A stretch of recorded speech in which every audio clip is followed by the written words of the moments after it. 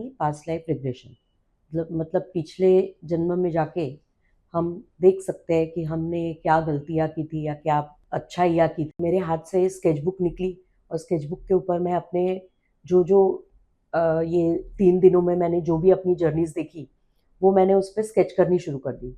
और जो सोल होती है वही हमारा सबकॉन्शियस माइंड एक्टिवेट करती है। उसके लिए मैंने काफ़ी कैनवस खराब किए, 100-150 कैनवस मैंने बिगाड़ दिए हैं। ओके।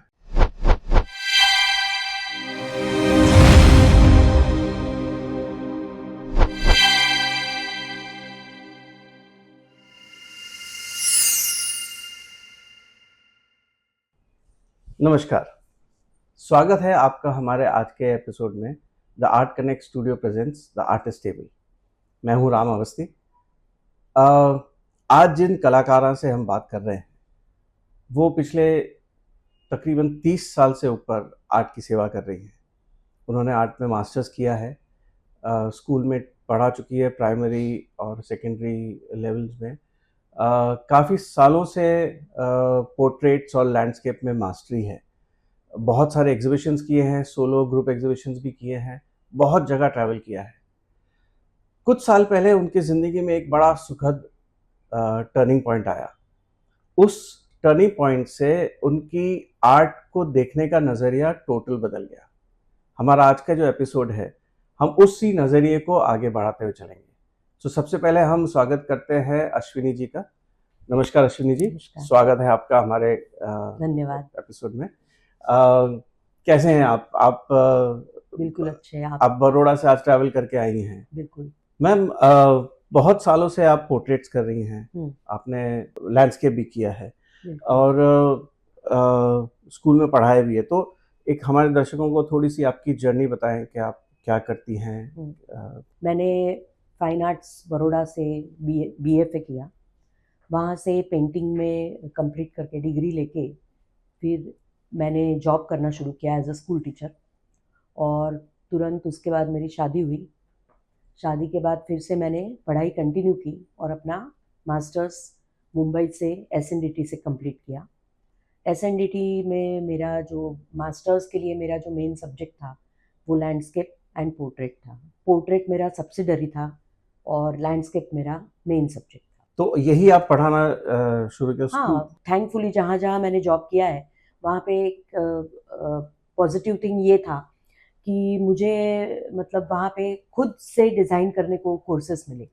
तो मैंने छोटे बच्चों के लिए इस तरह से डिज़ाइनिंग किया कि प्लेवे टेक्निक से वो बेसिक ड्राइंग सीख जाए। ओके। तो उनके लिए पैटर्न्स, टेक्सचर्स और कलर्स, इस तरह से मैंने उनको खेलते खेलते करवाया कि उनको वो पता नहीं चला कि इसके पीछे का कितना बड़ा स्टडी वो कर रहे हैं। और ऐसे खेलते खेलते छोटे बच्चों को शुरू करके उसी तरीके से स्टेप बाय स्टेप बच्चों को पढ़ाती गई। जैसे कि 5th वाले बच्चे आए तो उनको वहाँ से मैंने ह्यूमन फिगर्स प्रोपोर्शन में कैसे करते हैं वो सिखाना शुरू किया। ऐसे करके कोर्सेस 8-9 तक के बच्चों को मैंने प्रॉपर डिटेल में पढ़ाया ताकि वो आगे चल के अपने अपने मतलब जो नया जर्नी उनका जो कॉलेज लाइफ का शुरू करना होगा तो वो अच्छी तरीके से कर पाए। ऐसा उनका बेस मैंने 9th स्टैंडर्ड तक ही उनको प्रिपेयर करवा दिया। तो ये आप कितने सालों तक आप पढ़ाती थी? अभी आपने मैं 2023 तक पढ़ाती थी।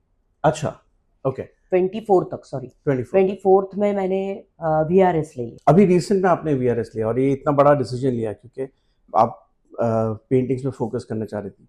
पर जो मैं अभी आपकी पेंटिंग्स देख रहा हूँ उसमें पोर्ट्रेट्स या लैंडस्केप का झलक ही नहीं आ रही है। ये बिल्कुल एब्स्ट्रैक्ट है।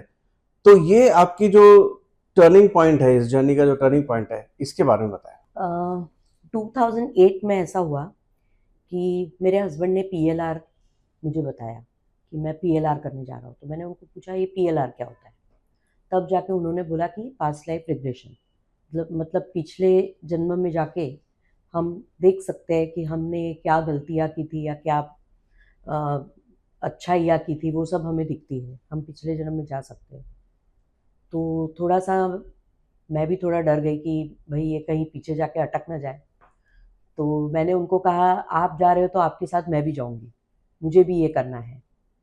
तब मेरे हस्बैंड ने बोला ठीक है कोई बात नहीं। क्योंकि उनको भी इतना पता नहीं था, तो घर के लोग भी थोड़ा डर गए।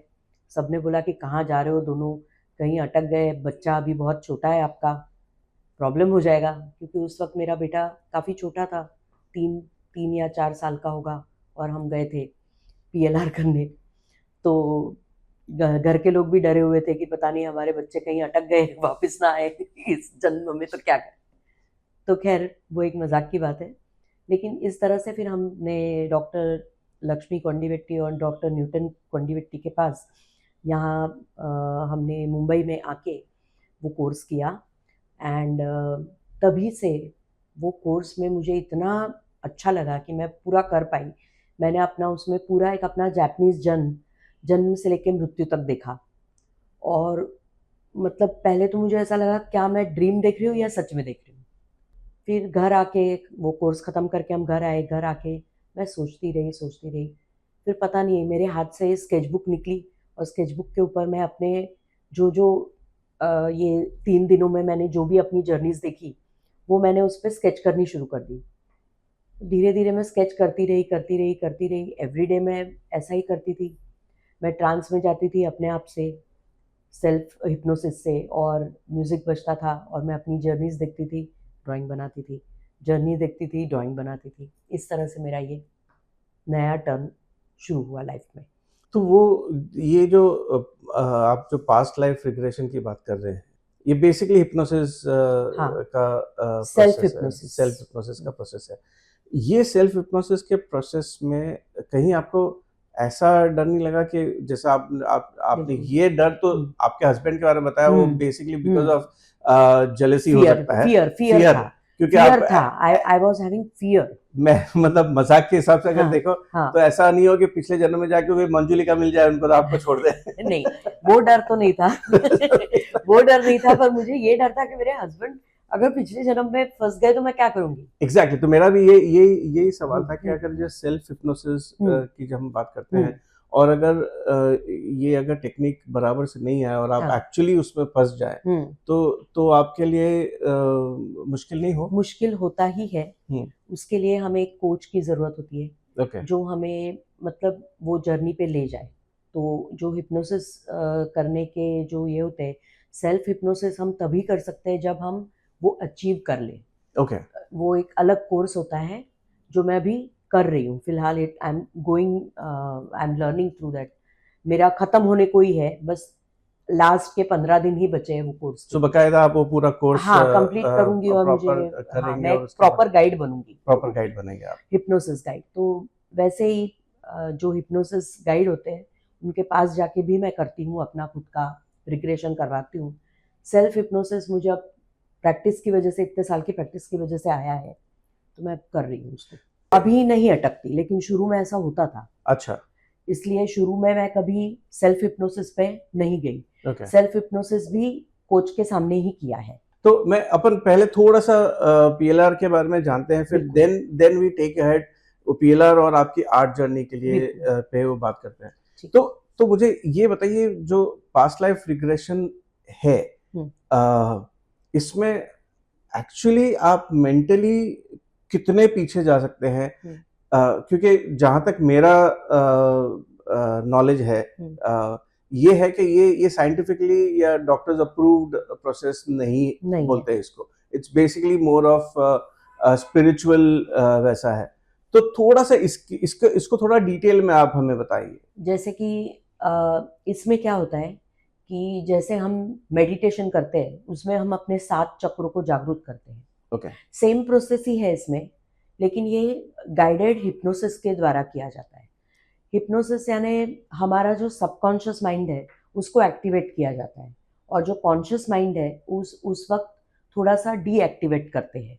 डीएक्टिवेट मतलब हम जैसे जिस तरह से हम मेडिटेशन में चले जाते हैं डेप्थ में, जो योगी लोग होते हैं वो जो सबकॉन्शियस माइंड की जागृति करते हैं, और सारे ब्रह्मरंध्र तक के सारे चक्रों को, निचले चक्र से जाके ब्रह्मरंध्र तक के चक्रों को हम जो जागृत करते हैं, वही ये प्रोसेस है। सिर्फ इसको थोड़ा सा अलग तरीके से किया जाता है, लेकिन जागरूक तो हम हमारे सबकॉन्शियस माइंड को ही करते हैं। जब हम PLR की बात करते हैं तो बहुत बार ऐसा होता है कि कुछ ट्रॉमा या किसी तरह से आप नेगेटिविटीज आपकी लाइफ में रहती है तो आप साइकेट्रिस्ट को मिलते हैं। तो साइकेट्रिस्ट एक इस तरह का हिप्नोसिस या एक प्रोसेस करते हैं। तो क्या ये साइकेट्रिस्ट जैसा ही है या पीएलआर डिफरेंट प्रोसेस है? साइकेट्रिस्ट का प्रोसेस पूरा अलग है। उनका मेडिकल टर्म्स में सब काम चलता है।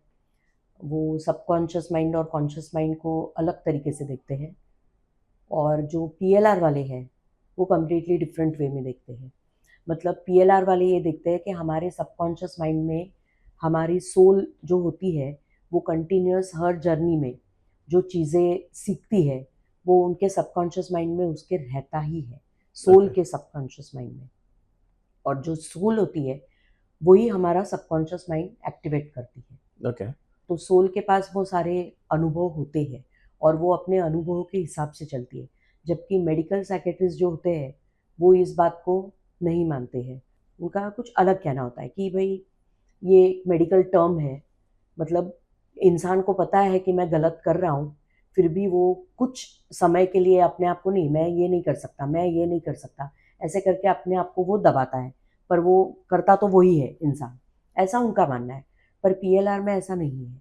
पीएलआर में हम पिछले जन्म के जो हमारे कर्माज होते हैं उनको हम कंप्लीट करने आते हैं, उसकी वजह से हमें अलग अलग इस जन्म में अनुभव मिलते हैं, ऐसा पीएलआर वालों का कहना है। मतलब ये दोनों चीज़ें अलग है। बताती तो है। पीएलआर बेसिकली अगर मैं ये मान लो कि मेरे प्रारब्ध हैं, वो प्रारब्ध को देखते हुए कर्मास। मेरे वो जो है मेरे कर्मा है उससे मैं जिससे बंधा हुआ हूँ वो उस तरह से होगा। बिल्कुल होगा। एंड जो साइकिट्रिस्ट करते हैं वो मेरे इस लाइफ में कुछ जो मेरे ट्रॉमास हैं या हाँ। उन पे काम करते हुए करते हैं। बिल्कुल बिल्कुल।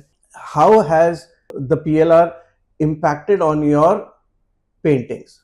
तो पीएलआर का मेरे पे ये इम्पैक्ट रहा कि मैंने जैसे आपको अभी कुछ देर पहले बताया कि पीएलआर में मैंने स्केच करने शुरू किए, अपना अलग अलग अपनी पर्सनालिटीज़ को खुद देख रही थी। लेकिन जब मैं सेल्फ हिप्नोसिस से कर रही थी तो मेरी पर्सनालिटीज़ अलग अलग अलग मैं देख पा रही थी, लेकिन मैं पूरा जर्नी देख नहीं पा रही थी। जैसे मैंने बताया कि एक कोच की ज़रूरत होती है पूरा जर्नी देखने को, लेकिन मैं क्लिप में अपने इस तरीके से मैंने 7 से 8 जन्म अपने देख लिए हैं।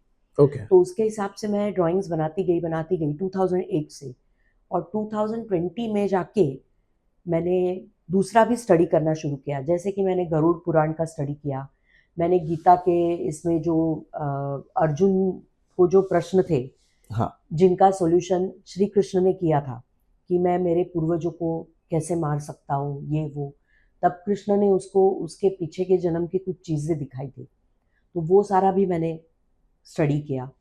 उसके बाद जो स्पिरिचुअल मेडिटेशन, गाइडेड मेडिटेशन, फिर योगा, 7 चक्रों को जागरूक करना, ये सब भी मैंने स्टडी किया। और स्टडी करने के बाद मैं एक नतीजे पे पहुंची और फिर मैंने अपने पेंटिंग्स उसके ऊपर बनाना शुरू किए। ये जो छोटे पेंटिंग्स आप देख रहे हो ब्लू कलर में किए हुए, वो पेंटिंग्स मेरी अपनी जर्नी, मेरी जो सोल है, आप उसमें देख पा रहे होगे कि कोई फीमेल फिगर जैसा आपको दिख रहा होगा, कुछ वहाँ पे उसको पीछे चोटी जैसा दिख रहा होगा। हाँ। तो फ्लाइंग टुवर्ड्स द डेस्टिनेशन, जो हमारा फाइनल डेस्टिनेशन होता है। तो अलग अलग, जैसे कि वो वाले पेंटिंग में उसमें मेरा है जो बाल अलग दिख रहे हैं, एक गाउन की तरह कुछ फ्लो दिख रहा है, वो चलता जा रहा है। तो इस तरह से मैंने यहाँ पे फिर वो अपने सोल्स को रिप्रेजेंट करना। 2020 से 22 तक की ये मेरी पेंटिंग्स है छोटी वाली, जिसमें मैंने सबसे पहले कलर्स के साथ उसके ऊपर काम करना शुरू किया, और वो पूरा मैंने फ्लूइड आर्ट में काम करना शुरू किया। और फ्लूइड आर्ट मैंने ये सिलेक्ट किया क्योंकि मुझे इसमें ज़्यादा मज़ा आने लगा, कंफर्ट मुझे उसमें लगा। और फ्लूइड आर्ट का भी कैसे किया जाता है, कौन कौन करता है, वो सारे आर्टिस्ट का मैंने स्टडी किया। तो ये बोलना होगा कि आपकी अभी की जो पेंटिंग्स हैं वो आपकी जर्नी को रिप्रेजेंट करती है। बिल्कुल, मेरी खुद के एक्सपीरियंसेस को रिप्रेजेंट कर रही है, पास्ट लाइफ की, astral travel and past life. जैसे आपने बताया फ्लूइड आर्ट, तो फ्लूइड आर्ट को थोड़ा कंट्रोल करना मुश्किल रहता है, कंट्रोल करना ही पड़ता है, कंट्रोल करना, और वो अपने आप से चलते हैं।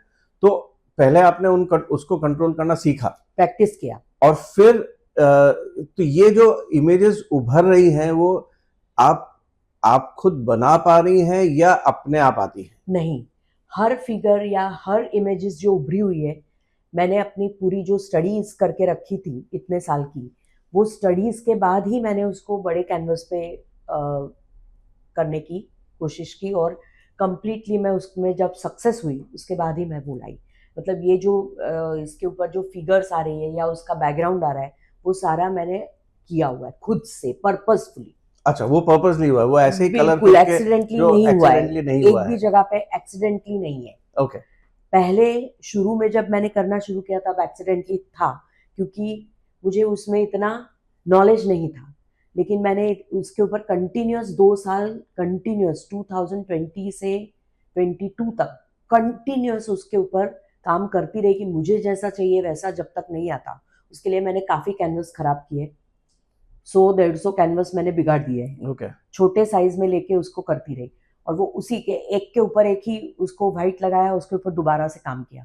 इस तरह से मैंने काफ़ी प्रैक्टिस करने के बाद ये जो मैंने सीरीज बनाई थी, वो कंटिन्यूस सीरीज एक 30 पेंटिंग्स की मेरी बनी थी। ओके, ये 30 से सीरीज का 32 नाम क्या रखा था आपने? पास life between lives. Life between lives lives. तो ये जो टाइटल है लाइफ बिटवीन लाइव्स, ये टाइटल इसके बारे में बताइए, बिकॉज ये काफी अजीब सा टाइटल है या कॉम्प्लिकेटेड टाइटल। कॉम्प्लिकेटेड टाइटल है। तो ये टाइटल और इस टाइटल से जो निकली हुई पेंटिंग इसके बारे में बताइए। लाइफ बिटवीन लाइव्स, लाइफ का मतलब है जर्नी, आत्मा जो हमेशा चलती रहती है, लाइफ है वो। और लाइव्स यानी अलग अलग हमारी जो लाइफ हो चुकी है या होने वाली है, वहाँ पे हमारी आत्मा ट्रैवल करेगी या कर चुकी है। इसीलिए मैंने ये टाइटल इसको दिया है कि लाइफ बिटवीन द लाइव्स। तो ये जो आपने आपने 30 पेंटिंग्स बनाई, हम्म। तो हर एक में अलग अलग लाइव्स हैं या ये वो या उसमें स्टेजेस है ऑफ जो जो आपका सोल की जर्नी है, उसके स्टेजेस हैं या सारे अलग अलग सोल्स हैं? 3 सोल्स के ऊपर मैंने वो पेंटिंग्स बनाए थे। ओके। मतलब 3 लाइफ, जैसे एक में मैं जन्मी, फिर मेरा लाइफ किस तरीके से चला, फिर मेरी डेथ हुई, डेथ होने के बाद मेरे सोल ने कहाँ जर्नी की। ओके। तो सोल की जो लाइफ है उसकी जर्नी के बारे में मैंने यहाँ पे बताया, इसीलिए लाइफ बिटवीन लाइव्स है। तो 3 जर्नी मैंने की, और 3 जर्नी के start to end, start to end और स्टार्ट टू एंड, ऐसे 3 सेक्शंस में मैंने अपने 3 लाइफ जो देखी थी वो ये 30 पेंटिंग्स में मैंने बताई है। मतलब 10-10 के पैर में मैंने डिस्ट्रीब्यूट कर दिया था। मैं कहीं पे ब्लू कलर दिख रहा है, कहीं येलो दिख रहा है, हाँ। कहीं ग्रीन दिख रहा है। हम्म, मैंने आपकी कुछ पेंटिंग्स देखी जिसमें वार्म कलर्स भी है, बिल्कुल है। रेड ऑरेंजेस है। तो ये कलर्स कुछ रिप्रेजेंट करते हैं? बिल्कुल, कलर्स भी रिप्रेजेंट करते हैं, क्योंकि जब हम ट्रैवल करते हैं, एस्ट्रल ट्रैवल, हमारी आत्मा जब ट्रैवल करने लगती है तो हम अलग अलग जगहों से ट्रैवल करते हुए जाते हैं। मतलब जो गरुड़ पुराण में बताया गया है, वो हमारे जो स्टडी करते थे, वो जो पुराने ज़माने के लोग, बिल्कुल गलत नहीं बोल रहे हैं। ऐसी अलग अलग जगहों में सच में हम अपने सोल के साथ जर्नी करते हैं। हमारा सोल अलग अलग जगहों से गुजरता हुआ जाता है। जैसे कभी वो जैसे बताया है गरुड़ पुराण में कि आग की लपटों से गुजरना पड़ता है, नदी के पानी से गुजरना पड़ता है, कहीं पे खराब नदी आती है जैसे जिसमें विष्टा और ये सब चीज़ें होती है। तो बिल्कुल सही है, इस तरह की नदियाँ, पहाड़, झरने सब कुछ है जहाँ से हम गुजरते हैं। जैसे जैसे हमारे कर्मास होते हैं वैसे वैसे हमें उन जगहों से या गैलेक्सीज में से जाना पड़ता है। अलग अलग गैलेक्सीज जिसे हम इंग्लिश में गैलेक्सीज कहते हैं, लेकिन वो गरुड़ पुराण में उसका वर्णन कुछ और तरीके से किया गया है। ओके। जैसे हमारे धरती पर अलग अलग राज्य है, अलग अलग देश है, उस तरह से वहाँ भी अलग अलग जगहों से गुजरना पड़ता है। और अलग अलग जगहों में, जैसे कि मैंने अभी आपको बताया कि वैतरणी नदी होती है, उसको पार करना पड़ता है, तो उसके अंदर ब्लड होता है, उसके अंदर विष्ठा होती है। विष्ठा यानी जो हम पॉटी यूरिनेशन जो भी करते हैं वो होता है, और वो सब का वही आत्मा आसानी से पार कर सकती है जिसने कुछ पुण्य कर्म किए होते हैं। तो उसको ना एक नाविक नाव लेके आ जाता है उसको लेने, और वो उस नाव में बैठ के वो आत्मा हेवन तक पहुंच जाती है। ओके। लेकिन जो बुरी आत्माएं होती है उनको वो वैतरणी को तैर के जाना पड़ता है, अच्छा। और वो तैरते तैरते उनके मुंह में विष्ठा भी जाती है, ये भी जाता है, वो भी जाता है, सब कुछ जाता है, वॉमिट्स है। मतलब इसीलिए मैं विष्ठा ये वर्ड यूज़ कर रही हूँ, क्योंकि सारा उसमें कॉमन आ जाता है, यूरिनेशन, वॉमिट, स्टूल्स, जो भी हम पास करते हैं, पीरियड्स के ब्लड्स होते हैं लेडीज़ के, वो सब उसमें होता है। और उसको मैं एक तरीके से ऐसा भी देखती हूँ कि जैसा माँ का गर्भ होता है, उसमें जब गर्भ में जो शिशु पल रहा होता है, तो आपने देखा होगा कि उसको भी यही सब प्रोसेस से जाना पड़ता है। हम जब Right. हमारे माँ के पेट में होते हैं तो उस वक्त हम उसी में विष्ठा करते हैं, मतलब वॉमिट, यूरिन, स्टूल्स हम अंदर ही पास करते हैं, वही जो सैक होता है उसी में हम वो पास करते रहते हैं। वो हमारे मुंह में, कान में, नाक में, हमारे जो छिद्र है सभी छिद्रों में जाता है। जब हम पैदा होते हैं तो सबसे पहले हमें क्लीन किया जाता है, डॉक्टर्स हमें इसलिए साफ करते हैं, और जब बच्चा पैदा होता है तो उसके ऊपर वो सब चिपका रहता है। देखना आप, एकदम से जब बेबी जस्ट बॉर्न होके बाहर निकलता है तो उसकी बॉडी पे पूरा येलोइश वाइटिश कुछ ना कुछ चिपका रहता है।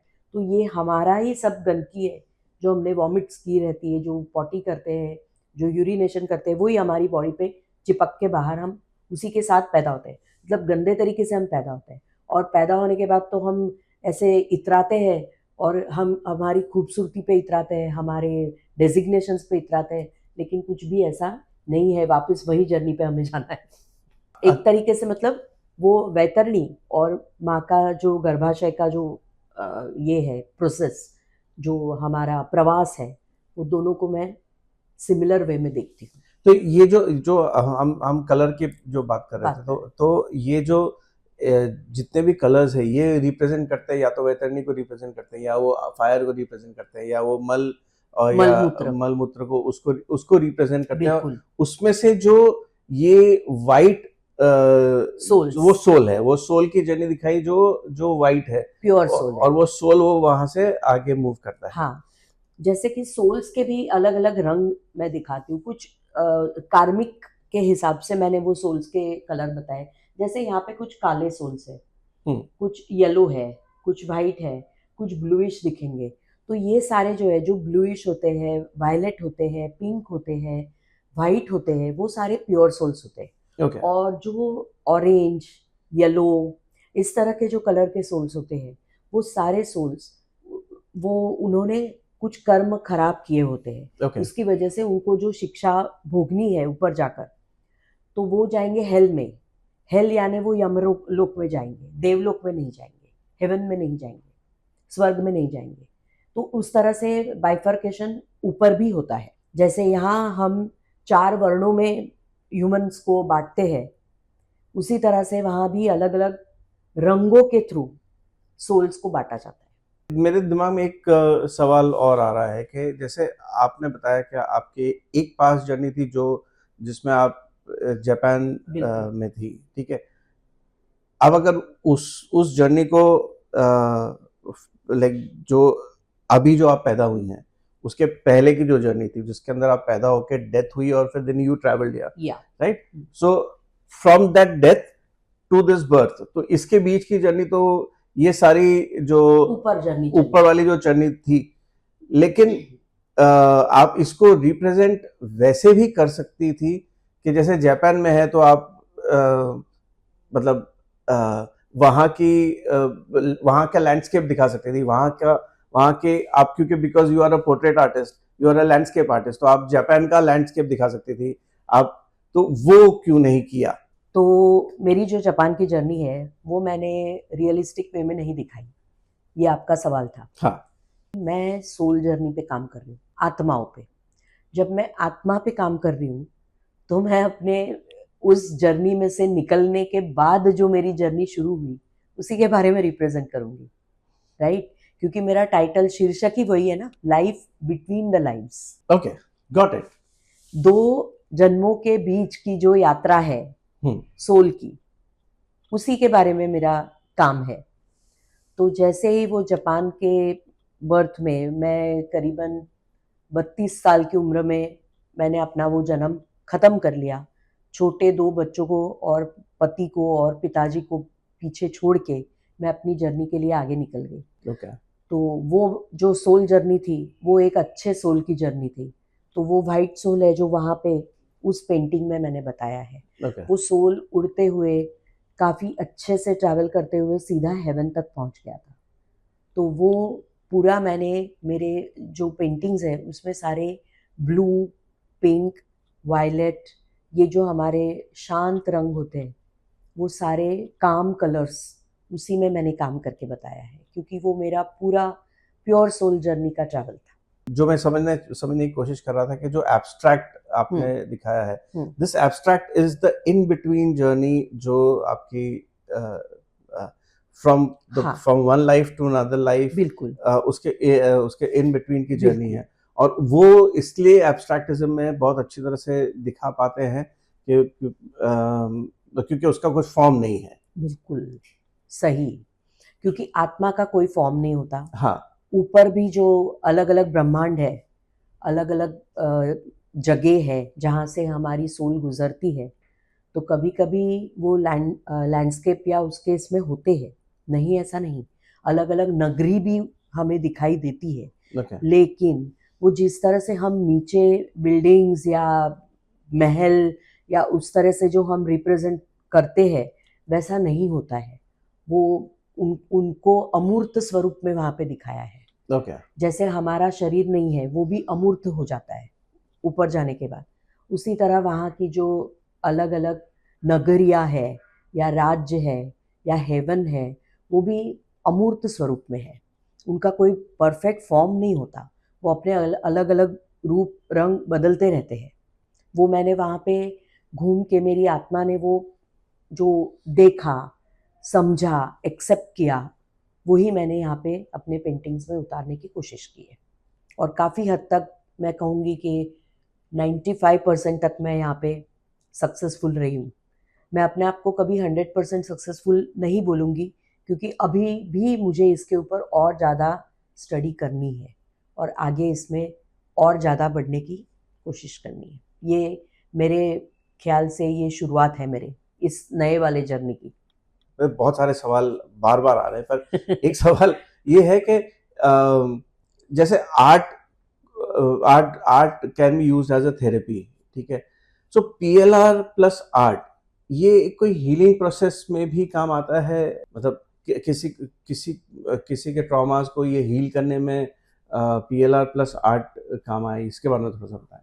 आर्ट की अलग-अलग रंगों की थियरीज़ होती है और अलग-अलग पानी से भी ट्रीटमेंट की जाती है, अलग-अलग कलर के पानी से या अलग-अलग कलर के बोतलों में पानी को भर के रखते हैं और इस तरह की भी कुछ थेरेपीज़ होती है। उसी तरीके से जो पीएलआर होता है, वो जो हमारे ट्रॉमास को हम लेके आते हैं, कभी-कभी वो पिछले जन्मों के होते हैं, कभी-कभी इस जन्म के होते हैं, इस जन्म के कुछ बचपन के, जो इमीडिएट हम यंग एज तक उसको कैरी करके आते हैं, तो उसका हीलिंग आसानी से हो जाता है। इवन पीएलआर के पास्ट लाइफ के होते हैं। जैसे कि मैं अपना ही एक एग्ज़ाम्पल देती हूँ।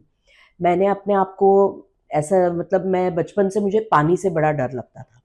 तो मैं जब 2008 में वो जर्नी करने गई थी, जब मुझे पूछा गया था कि आपको कोई ट्रॉमा है, तो मैंने बताया था कि हाँ, मुझे हाइट यानी ऊंचाई और पानी, ये दोनों चीज़ों से बहुत डर लगता है। मैं ओके। मतलब अ, पानी का ड्रम यदि भरा हुआ हो ना या बकेट, उसमें भी ऐसे झुक के नहीं देख पाती थी, इतना मुझे पानी से डर था, फियर था। तो वो मेरा हील हो गया कंप्लीटली पीएलआर की थेरेपी से। अच्छा। वहाँ पे जो मैंने अपने बर्थ में देखा कि मैं एक छोटे से ब्रिज से पानी में मस्ती करते-करते फ्रेंड के साथ गिर गई थी, दोनों सहेलियाँ थी, ब्रिज से जा रही थी जापान की जर्नी में। तो मैंने अपने आप को देखा था वहाँ पे छोटे-छोटे गार्डन्स में, छोटे-छोटे लकड़ी के ब्रिजेस होते हैं, उस पर से हम ऐसे ही टहलते-टहलते, मस्ती करते-करते 2 छोटी-छोटी बच्चियाँ जा रही थी। तो एक बच्ची ने दूसरे बच्ची को पुश करके, मतलब वो मैं थी छोटी बच्ची जिसको दूसरी फ्रेंड ने पुश किया, मैं पानी में गिरी और तब से वो मैं ट्रॉमा लेके इस जन्म तक घूम रही थी। पानी का ट्रॉमा तो वो मेरा पूरी तरीके से निकल गया है। हाइट का भी जो था वो भी निकल गया, क्योंकि मैंने अपने आप को देखा कि एक छोटा-सा लकड़े का ब्रिज था, उस पे से मैं गिरी थी। इतना कोई डरने की ज़रूरत नहीं है। तो उसके बाद से ट्रेन भी अगर पहले तो मैं ट्रेन भी अगर ब्रिज पर से गुजरती है, नीचे नदी है, तो मैं इतना डरती थी कि मैं अपने माँ के गोद में सिर रखती थी या हस्बैंड को ऐसे चिपक के बैठ जाती थी, इतना डरती थी मैं। तो वो सारा मेरा डर निकल गया।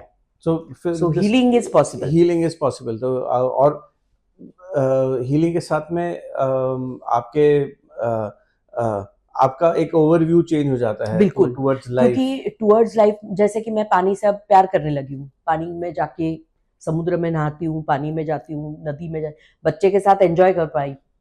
नहीं तो मैं नहीं कर पाती अगर वो मैं 2008 में वो मेरा ट्रॉमा नहीं जाता। मतलब हीलिंग काफ़ी हद तक अच्छी होती है और हमें उसका काफ़ी यूज़ भी होता है अपनी डेली लाइफ के लिए। तो PLR works a lot for everyone. ये जो जो टॉपिक आज हमने पकड़ा है, आर्ट है, स्पिरिचुअलिज्म है, पास्ट लाइफ रिग्रेशन है, ये इतना वास्ट है कि जैसे जैसे हम वो आ रहे हैं मेरे दिमाग में और बहुत सारे सवाल उठते आ रहे हैं, लेकिन समय सीमा को देखते हुए आज हमें अपने डिस्कशन को यहीं पे समाप्त करना पड़ेगा। मैं बिल्कुल बेमन से आपको थैंक यू बोलना चाहूंगा क्योंकि मेरे अभी भी बहुत सारे सवाल ऐसे हैं कि जो मुझे भी पूछने हैं। मेरे पास शब्द नहीं है आपको थैंक यू बोलने के लिए, क्योंकि आपने एक इस तरह का राग छेड़ा है कि जिससे मुझे भी अपने आर्ट पे काम करने पे वो मिलेगा। सो थैंक यू, आप यहाँ आई, आपने अपना समय दिया, अपने एक्सपीरियंसेस मेरे साथ में शेयर किए, ऑनलाइन ऑफलाइन भी। तो धन्यवाद आपका। मैं भी आपका शुक्रिया अदा करना चाहती हूँ राम अवस्थी जी और आर्ट कनेक्ट स्टूडियो का भी, कि आप लोगों ने मुझे यहाँ बुलाया और मेरे आर्ट के जर्नी के बारे में और मेरी पास्ट लाइफ जर्नी के बारे में आपने मुझे इस तरह से बोलने का मौका दिया। मैं अपने मन की जो बात है वो खुले तरीके से कह पाई, उसके लिए आपका भी खूब खूब धन्यवाद देती हूँ। शुक्रिया, थैंक यू। थैंक यू जी, थैंक यू। आशा करते हैं आपको हमारा आज का ये एपिसोड पसंद आया होगा। आर्ट कनेक्ट स्टूडियो, इसका नाम आर्ट कनेक्ट इसलिए रखा है कि हम जितने आर्टिस्ट से कनेक्ट कर सकें उनसे कनेक्ट करें। तो आप हमें हमारे चैनल को लाइक कीजिए, शेयर कीजिए, सब्सक्राइब कीजिए, बेल आइकन बटन दबाना ना भूलें और हमें बताएं कमेंट में कि आप किन से कनेक्ट करना चाहते हैं। और दूसरे आर्टिस्ट भी जो इसको देख रहे हैं, अगर आपके पास में इस तरह की कोई कहानियां हो, कुछ आपकी जर्नी हो, तो आप हमसे कनेक्ट करें। हम कोशिश करेंगे कि हमारे साथ में पॉडकास्ट करें। धन्यवाद। जय हिंद।